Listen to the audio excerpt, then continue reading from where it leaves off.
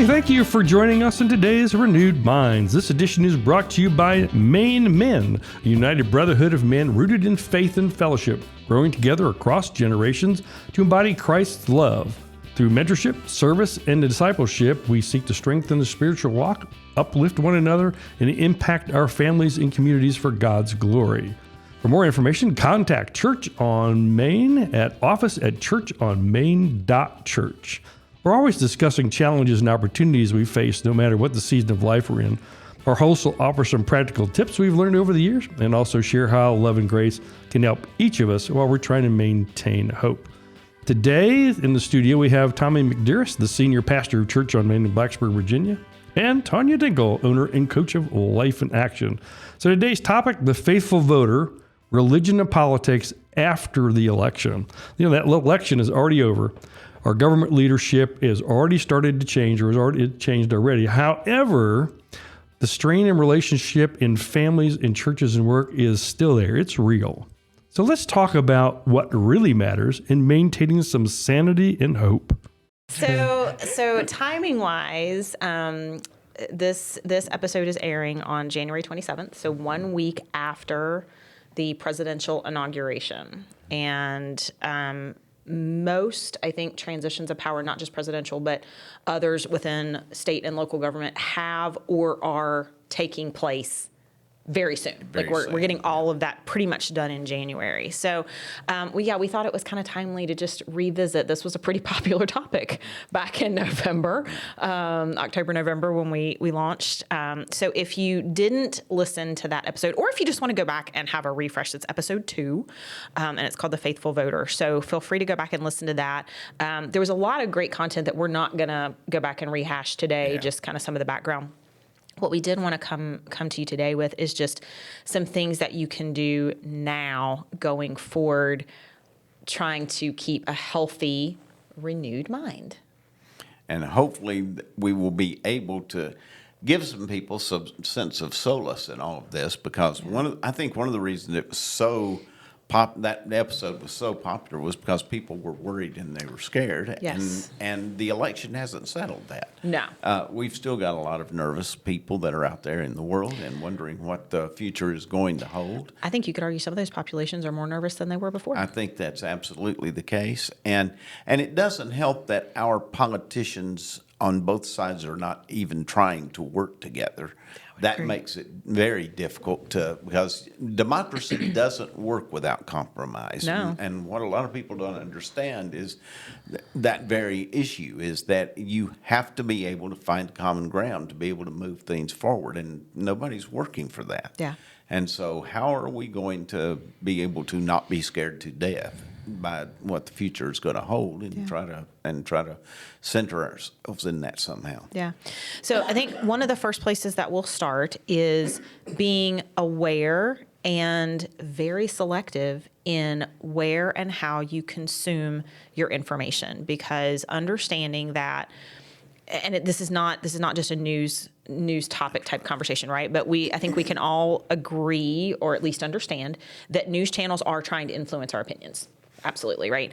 But it's not just the news articles. We've talked on this podcast before about family opinions and coworker opinions and friend opinions. And, we have reached a point in society where my opinion is the right opinion and your opinion is not the right opinion, and you need to understand that, and you need to come to my side. And the reality is that is not democracy. That's not how it should be. Someone say that exact thing just recently is my opinion's right, and you need to listen to what I am saying here so you can learn. Yeah. Well, that's usually not going to work with anybody, no matter which side you're on the issue. It's usually just going to cause division and make them angry.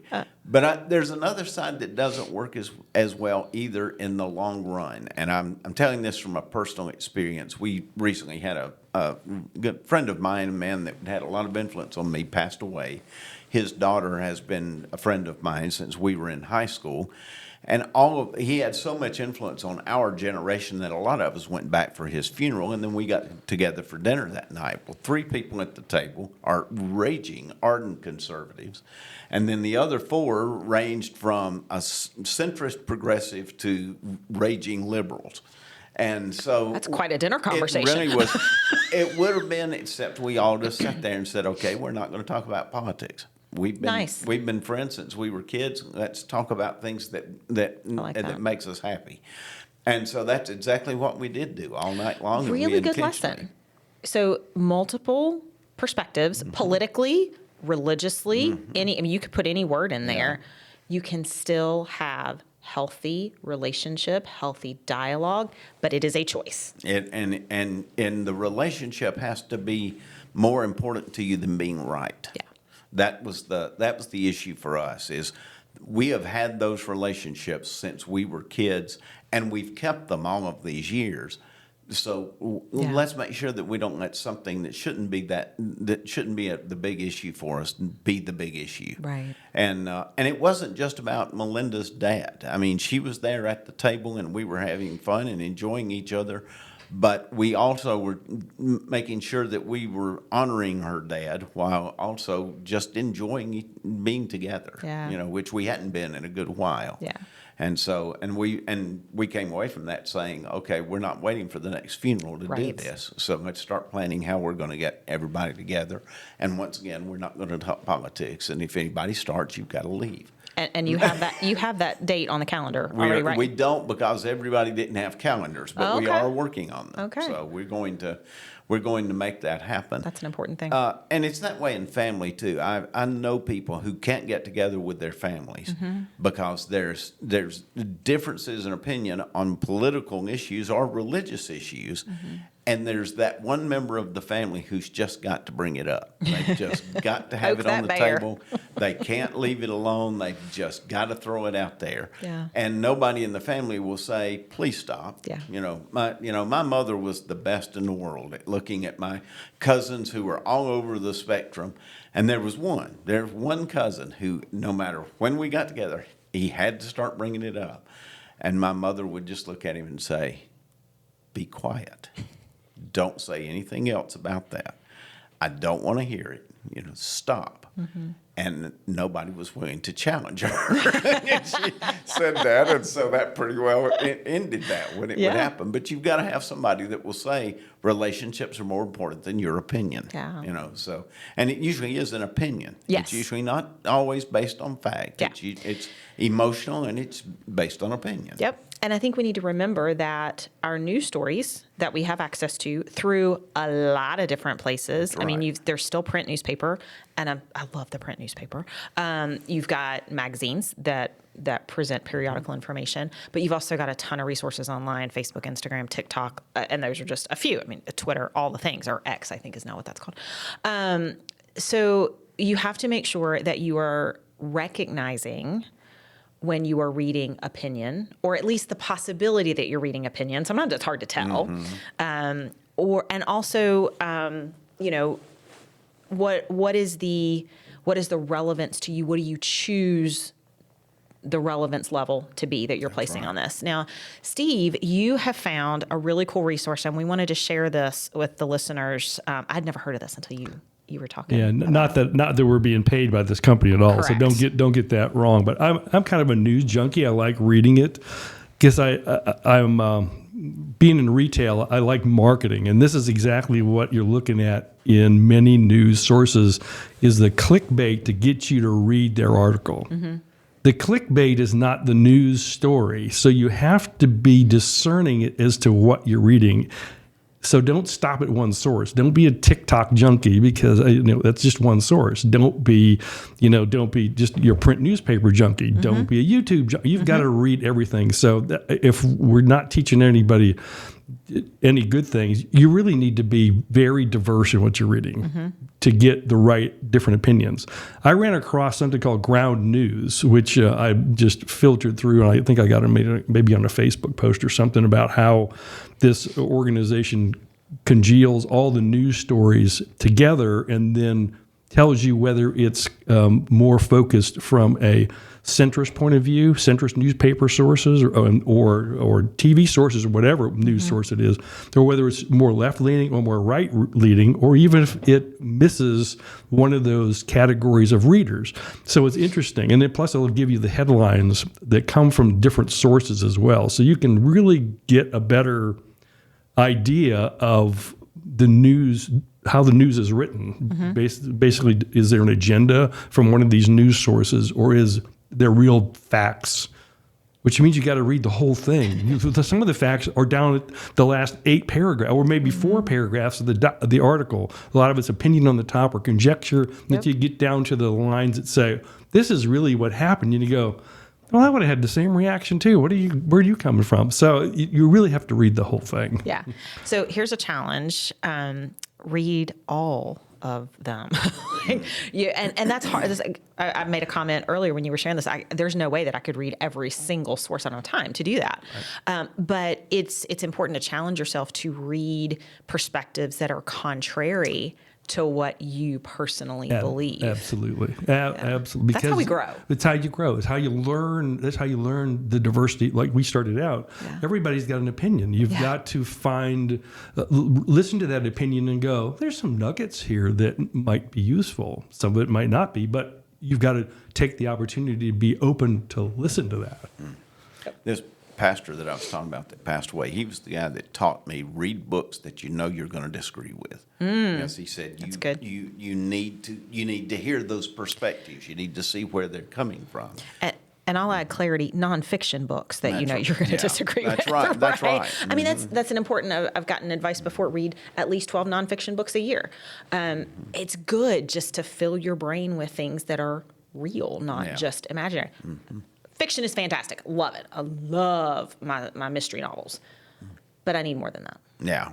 I am not much of a novel reader. I do every once in a while find one that really grabs my attention, and I will read that. But for the most part, I'm a nonfiction reader, and so that doesn't surprise me at all. Yeah, so that's where I come down and enjoy it very much. But I do very intentionally read other opinions that I'm pretty sure I'm going to disagree with, just to see where they're coming from. Yeah. And usually do disagree, and I see where they're coming from. But it's every once in a while I'll read something and think, okay, he's not off base with that. Yeah.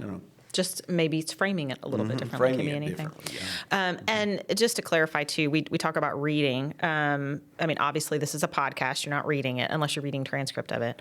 Audiobooks are another way. Getting your news through Audible sources is also an option. It's the consumption. It's making sure that you are intentionally consuming information, but equally important, making sure that you're understanding where that's coming from and how it could be slanted. I would add one thing, and I'm giving an opinion here. Surprise! So I know that's going to be a shock. If the only place you get your news is from social media, you're not getting the news. I would agree with that. It doesn't matter what group you're listening to, you're not getting the news. You need to go beyond that to try to get what you need to find, and realize that, every element of social media, they have an agenda too. That's why they exist. And so whatever that agenda is, that's what you're going to get. I'm on a tangent here, and I realize it, but I've been thinking about this for days, is that they've been protesting about TikTok. TikTok's going away, and someone was holding up a sign that said, "TikTok saved my life." And our family life minister here said, "How sucky was your life if TikTok saved it?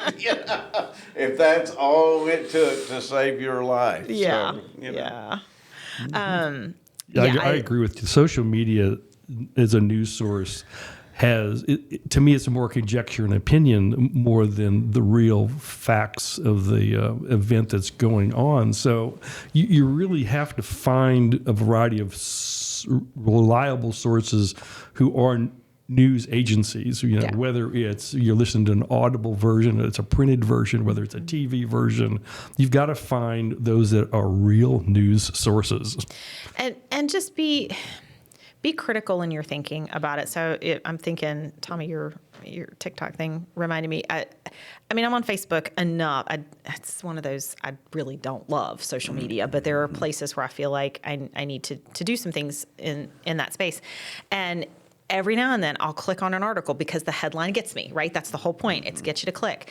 I click on it and I'm reading it and I'm going, well, I don't see this connection at all. Yeah. This content versus this headline.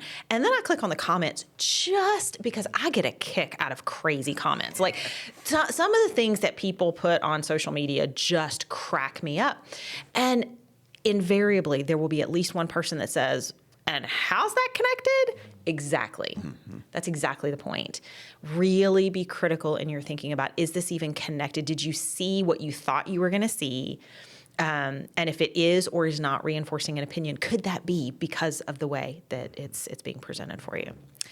So one way that can help you kind of discern all of this is by being grounded within your own values and being very firm in what those are. Tommy and I talk about that a lot. Yeah, we really do. That's, just in case you didn't know this, I'm the pastor of a church. And doesn't come across that way. So go ahead. And so I have a few values that are important to me, and we hope. and I try to make sure and weave those into about everything that I do, because from a Christian perspective, being a Christian isn't you're not determined whether you are a Christian or not is not determined by what you believe. It's by the way you live. And, and my values are follow Jesus and then try to do what he would do and be willing to ask yourself that question. And then, there are other values that we live by that are just important values. How do you treat people? What are the, if everybody was doing what you're doing, is the world going to be a better place or a worse place? If everybody said what you are saying, is it going to be a more angry place or a more friendly place? Look at your own behavior in that, and then truly ask: if everybody was acting the way I'm acting, is it going to make society better or worse? Right. And then answer that honestly, because it's easy for us to have our opinion and say, "Well, it'll be much better if everybody does it." Well, will it really? If you're writing nasty things on Facebook or on Instagram or wherever else, and you're attacking other people, is it really going to be better if everybody's doing that? Right. So I would venture to guess, having known you for some time, that regardless of the representation that you have at the federal, state, or local level, that your behavior is not going to change toward people, toward situations, towards theology, the ideas that you have, the way that you behave, the way that you live life, just because these people are in office for generally 2 to 4 years. No, it's not going to change at all, with one possible exception. Let me throw this out.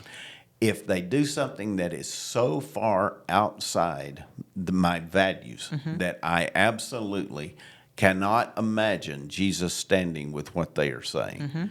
If I look at the Gospels and say, I just can't see this, then I'm going to take a stand that's going to be different. Sure. And it may involve me being involved in certain things more in a different way than I have been up to now. Right.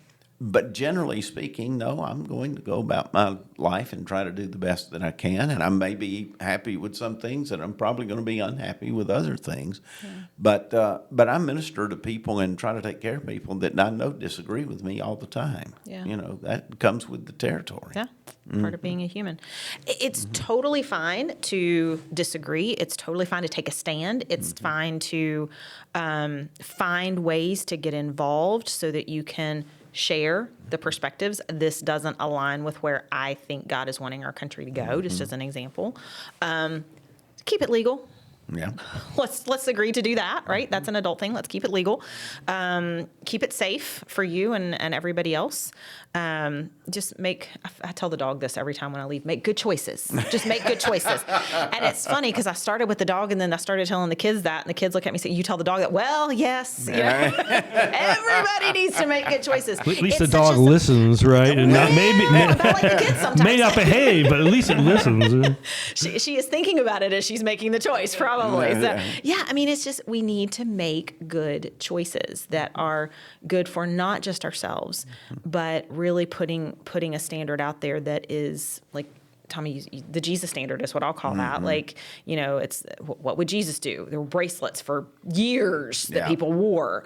WWJD. Right. And people misuse that sometimes. They did. But the cold, hard reality is if you read the 4 Gospels, get well acquainted with how Jesus acted, treated people, talked, all of those things, and then follow that, you're going to do a lot better. I'll stand by this tooth and nail. You're going to do a lot better doing that than I would you agree would with doing that too. anything else. I truly. I'm going to back up to something you said. Keep it legal. I agree with that, unless the law is immoral.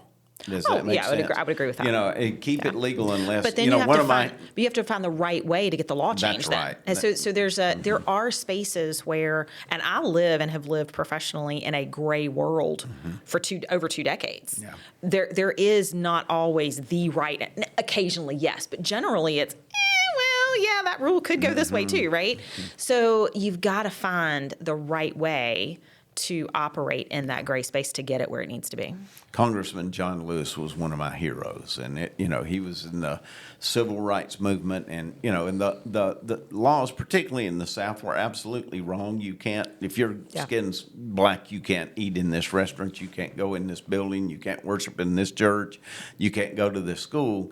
It didn't take a lot of intelligence to know that was wrong, and I think a lot of people stood by it who knew it was wrong.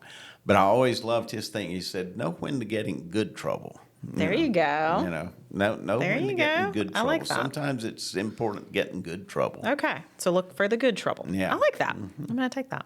All right, and then we are going to wrap this with pray and meditate. We talk about this a lot. Yeah. You talked about read the 4 Gospels. There's an earlier episode of our podcast that talks in more detail about if you really want to understand Jesus and who Jesus was or is, and the intent that his coming had for us to begin with. Start there. It's a good place to start. You could certainly do that. We always recommend going to the Bible. But even if you aren't a Bible-seeking person, you can still pray. You can meditate. You can talk to God. You can talk to the Spirit. You can, find that space where you can calm your body, calm your mind, focus, and have a good conversation where you ask those questions. And if you're quiet long enough, which sometimes is a problem for me, I suspect you have the same problem. I never have that problem. Oh, sure. Anyway. We're rolling our pants up again, are we? If you have that problem, if you're quiet long enough, you will get an answer. And sometimes no answer is the answer. Yeah. That's it. Being quiet sometimes. There's then the verse scripture, Psalm 46, be still and know that I am God. Yes. Sometimes just being still really does center you and gives you the ability to think about things in ways that you wouldn't think about them otherwise. And for those of you who are out there who are not people of faith, there's still truth in that verse of scripture. Be still and just listen. Yeah. And think deeply. Don't just think on the surface. Think deeply about what's your next move. We see what the world's saying. What's politics' next move? Okay, how am I going to respond to that? How am I going to relate to people who disagree with me? And those are choices. That's right. That those you have to make. Choices. You are making choices, and you need to focus those choices on. How would I want to be treated? The golden rule exists in more than one religion. Do unto others, you would have them do unto you. Well, is that, if we were actually living by that, what would we be doing? Yeah.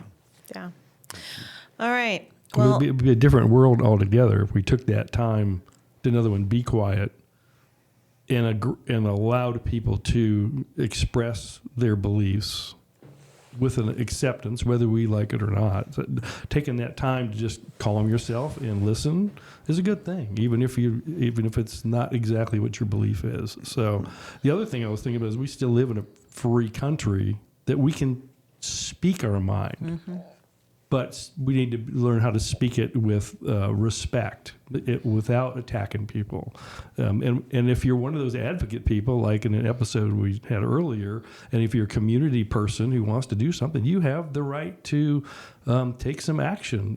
Being a person of that community, you can certainly get involved in local politics, or even write your congressmen or senators, whatever you feel like you need to do. You can Be a still voice. be a voice. Absolutely. love it. Let me throw one more thing out there. There are a lot of people right now who are just plain afraid. Yeah. They're afraid of what the next 4 years is going to bring. They're afraid even of what the next week's going to bring. Don't hesitate to come to us and let us talk to you about that as well. We're not just here for an opinion. We're here to try to help people. And if you're fearful, let us know, and we'll try to do what we can to help you there. Don't give up. To make sure and be in touch. with Yep. somebody Yes. that you trust. Absolutely. Absolutely. Yeah, Well said. most people in your profession, even mine, I don't have the profession, but as a responsibility, we're kind of in the hope business.